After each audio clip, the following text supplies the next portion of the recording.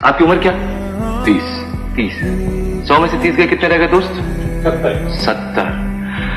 आपकी जिंदगी 70 साल से ज्यादा नहीं। आपको मालूम आपकी बीमारी क्या है?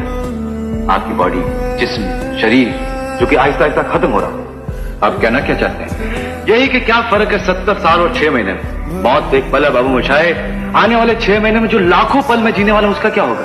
बाबू मोशाए, जिंदगी बड़ी होनी चाहिए, लंबी नहीं। हद करते हो।